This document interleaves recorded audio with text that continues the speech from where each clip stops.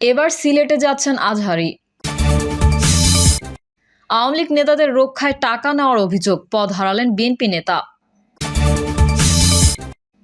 শেখ হাসিনার বিরুদ্ধে পরোয়ানা জারি নিয়ে যা বলছেন ভারতীয় কূটনীতিক। খালেদা জিয়াকে বার্তা পাঠিয়ে যা বললেন জিএম কাদের। সংস্কার ছাড়া তড়িঘড়ি করে নির্বাচন দেশের মানুষ চায় না, বলছেন নুরুল ইসলাম বুলবুল। এবং সর্বশেষ জানাবো বেনাপোল দিয়ে পণ্য রপ্তানিতে নতুন শর্ত। এতক্ষণ শুনছিলেন সংবাদ শিরোনাম, এবারে বিস্তারিত। তবে তার আগে অনুরোধ থাকবে আমাদের চ্যানেলটি সাবস্ক্রাইব করে বেল আইকনটি ক্লিক করুন। এবার সিলেট যাচ্ছেন আজহারী। সিলেটে আসছেন জনপ্রিয় ইসলামী স্কলার মিজানুর রহমান আজহারী। আগামী বৃহস্পতিবার আঞ্জুমানে খেদমতে কুরআন আয়োজিত ৩৬তম তফসিরুল কুরআন মাহফিলে বয়ান করবেন। এমসি কলেজ মাঠে ৩ দিনব্যাপী এই মাহফিল চলবে ১১ জানুয়ারি পর্যন্ত। প্রতিদিন বিকাল ৪টায় মাহফিল শুরু হয়ে রাত ১০টা পর্যন্ত চলবে। ১১ই জানুয়ারি সকাল ১০টায় তফসির মাহফিলের মাঠে নারীদের উদ্দেশ্যে বয়ান পেশ করবেন তিনি। এই মাহফিলে এবার ৫ লক্ষাধিক লোক সমাগমে তৎপর আয়োজকরা, চলছে ব্যাপক প্রচারণা। এছাড়াও মাহফিলে তাফসির পেশ করবেন ইসলামী চিন্তাবিদ শায়েখ সায়েদ কামাল উদ্দিন জাফরি, কামরুল ইসলাম সাইদ আনসারি, মুফতি আমির হামজা, মাওলানা সাদিকুর রহমান আনসারি, মাওলানা আব্দুল আল আমিন, শায়েখ ইসহাক আল মাদানী সহ দেশবরেণ্য উলামায়ে কেরাম। মাহফিল বাস্তবায়ন কমিটির আহ্বায়ক ও আঞ্জুমানে খেদমতে কুরআনের সহসভাপতি হাফিজ মাওলানা আব্দুল হাই হারুন মাহফিল জানান, এই মাহফিলের মাধ্যমে দীর্ঘ ১ যুগ পরে সিলেটের ইসলামপ্রিয় মানুষ মুক্ত পরিবেশে কুরআনের তাফসির মাহফিলে শরিক হতে পারবেন। আমাদের ধারণা মাহফিলে ৫ লাখেরও মানুষ বেশি উপস্থিত হবেন। আওয়ামী লীগ নেতাদের রক্ষায় টাকা নেওয়ার অভিযোগ, পদ হারালেন বিএনপি নেতা। হবিগঞ্জের বানিয়াচংয়ে উপজেলা বিএনপি সভাপতি মুজিবুর হোসেন মারুফ ও সাধারণ সম্পাদক নকিব ফজলে রাকিব মাখনের দলীয় পদ স্থগিত করা হয়েছে।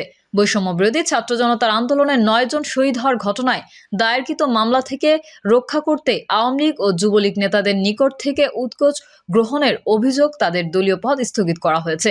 মঙ্গলবার বিএনপির কেন্দ্রীয় সাংগঠনিক সম্পাদক আলহাজ জি.কে. গউস স্বাক্ষরিত পত্রে তাদের এই পদ স্থগিত করা হয়। একই সাথে বিষয়টি তদন্ত করতে জেলা বিএনপির যুগ্ম আহ্বায়ক মিজানুর রহমান চৌধুরী, অ্যাডভোকেট কামাল উদ্দিন সেলিম ও আব্বাস উদ্দিনকে দিয়ে একটি কমিটি গঠন করা হয়। বিষয়টি নিশ্চিত করে বিএনপির কেন্দ্রীয় সাংগঠনিক সম্পাদক আলহাজ জি.কে. গউস বলেন, দলের ইউনিয়ন কমিটির একজন সভাপতি অভিযোগ দিয়েছেন, তারা বৈষম্যবিরোধী ছাত্র জনতার আন্দোলনে ৯ জন শহীদ হওয়ার ঘটনায় দায়েরকৃত মামলা থেকে আসামিদের রক্ষা করার নামে উৎকোচন গ্রহণ করেছেন। যেহেতু তাদের বিরুদ্ধে অভিযোগ দেওয়া হয়েছে, তাই বিষয়টি সুষ্ঠু তদন্তের স্বার্থে তাদের দলীয় পদ স্থগিত করা হয়েছে। অভিযোগটি তদন্ত করতে ৩ সদস্যের একটি কমিটি গঠন করে দেওয়া হয়েছে। কমিটির ৩ জনই জেলা বিএনপির যুগ্ম আহ্বায়ক। তাদেরকে আগামী ১ মাসের মধ্যে তদন্ত করে সুপারিশ সহ প্রতিবেদন দিতে অনুরোধ করা হয়। শেখ হাসিনার বিরুদ্ধে পরোয়ানা জারি নিয়ে যা বলছেন ভারতীয় কূটনীতিক। গুমের অভিযোগে আন্তর্জাতিক অপরাধ ট্রাইব্যুনাল বাংলাদেশের সাবেক প্রধানমন্ত্রী শেখ হাসিনার বিরুদ্ধে দ্বিতীয় গ্রেফতারি পরোয়ানা জারি করেছেন। পরোয়ানা জারির ঘটনায় বাংলাদেশে নিযুক্ত ভারতের সাবেক হাইকমিশনার বিনা সিকরি এই অভিযোগের বিশ্বাসযোগ্যতা এবং প্রমাণ নিয়ে প্রশ্ন তুলেছেন। একই সঙ্গে অভিযোগের বিষয়ে তথ্য প্রমাণের উপর জোর দিয়েছেন তিনি বলেন, শেখ হাসিনার বিরুদ্ধে দ্বিতীয় গ্রেফতারি পরোয়ানা জারি করা হয়েছে। এই পরোয়ানা জোরপূর্বক গুমের অভিযোগে। আপনি যদি প্রথম গ্রেফতারি পরোয়ানার বিষয়ে কথা বলেন, তাহলে সেটি ছিল তথাকথিত গণহত্যার অভিযোগে, কিন্তু কোনো তথ্য প্রমাণ উপস্থাপন করা হয়নি। গত জুলাই-আগস্টে নিহতদের বিষয়ে জাতিসংঘের মানবাধিকার কমিশনকে একটি প্রতিবেদন দিতে বলা হয়েছিল। তারা বলেছে, আমাদের কোনো প্রমাণ দেওয়া হয়নি। কোনো এফআইআর আছে কি লেখা আছে এফআইআরে, প্রমাণ কি আছে, এমন কিছুই নেই। বিনা সিকরি বলেছেন, প্রত্যর্পণের অনুরোধ একটি দীর্ঘ আইনি প্রক্রিয়া। যেসব অভিযোগ আনা হয়েছে সেসবের প্রমাণ আপনাকে উপস্থাপন করতে হবে। এর কিছুই করা হয়নি। এখন বলপূর্বক গুমের বিষয়ে আপনি কেবল নাম দিয়েছেন। এসব গুমের ঘটনার জন্য দায়ী এবং অভিযুক্ত rapid action battalion. Begum Khaleda Zia শাসনামলে এই বাহিনী গঠন করা হয়েছিল। তখন থেকেই বাহিনীটির বিরুদ্ধে সব অভিযোগ উঠেছে যে তারা লোকজনকে তুলে নিয়ে যায় এবং বলপূর্বক গুম করে। এখন থেকেই এটি রাজনৈতিক ইস্যুতে পরিণত হয়েছে। কিন্তু এখন হঠাৎ মামলা করে ১২ জনকে আসামি করা হয়েছে। আমি মনে করি না এসব মামলা কোনো গুরুত্ব বহন করে। ভারতে পালিয়ে যাওয়া সাবেক প্রধানমন্ত্রী শেখ হাসিনা সহ 11 জনের বিরুদ্ধে সোমবার গ্রেফতারি পরোয়ানা জারি করেছেন আন্তর্জাতিক অপরাধ ট্রাইব্যুনাল।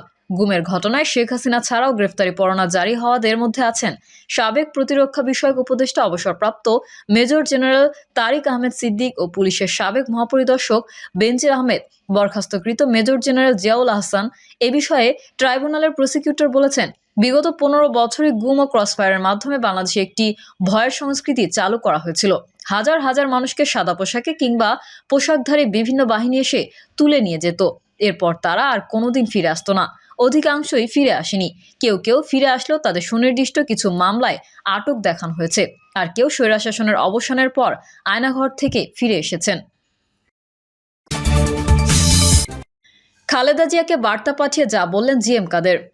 বিএনপি চেয়ারপারসন খালেদা জিয়ার উন্নত চিকিৎসার জন্য লন্ডনের উদ্দেশ্যে যাত্রার প্রাক্কালে শুভকামনা জানিয়েছেন জাতীয় পার্টির চেয়ারম্যান জিএম কাদের। মঙ্গলবার এক বার্তায় এই শুভকামনা জানান তিনি। পরে গণমাধ্যমে পাঠানো এক সংবাদ বিজ্ঞপ্তিতে জানানো হয়, বিএনপি চেয়ারপারসন খালেদা জিয়ার রোগ মুক্তি, সুস্থায়ু ও দীর্ঘায়ু কামনা করছেন জাতীয় পার্টির চেয়ারম্যান। একই সঙ্গে বিএনপির ভারপ্রাপ্ত চেয়ারম্যান তারেক রহমান, পরিবারবর্গ এবং খালেদা জিয়ার অনুসারীদের প্রতি সহমর্মিতা জানিয়েছেন তিনি। শুভকামনা বার্তায় জাতীয় পার্টির চেয়ারম্যান বলেন, দেশের রাজনীতিতে খালেদা জিয়া গুরুত্বপূর্ণ। দেশ ও দেশের মানুষের মঙ্গলের জন্য তার সুস্থতা জরুরি। মহান আল্লাহর রহমতে খালেদা জিয়ার চিকিৎসা শেষে দ্রুত সুস্থ হয়ে দেশে ফিরবেন এমন আশাও প্রকাশ করছেন তিনি। সংস্কার ছাড়া তড়িঘড়ি করে নির্বাচন দেশের মানুষ চায় না, বলছেন নুরুল ইসলাম বুলবুল। জনগণ যেমন তাদের প্রতিনিধির হাতে দেশের শাসনভার তুলে দিয়ে চায়, তেমনি কোনো সংস্কার সংশোধন ছাড়াই তড়িঘড়ি করে কেবল নির্বাচন দেশের মানুষ চায় না বলে মন্তব্য করেছেন বাংলাদেশ জামায়াত ইসলামীর কেন্দ্রীয় নির্বাহী পরিষদ সদস্য ও ঢাকা মহানগর দক্ষিণের আমির মোহাম্মদ নুরুল ইসলাম বুলবুল।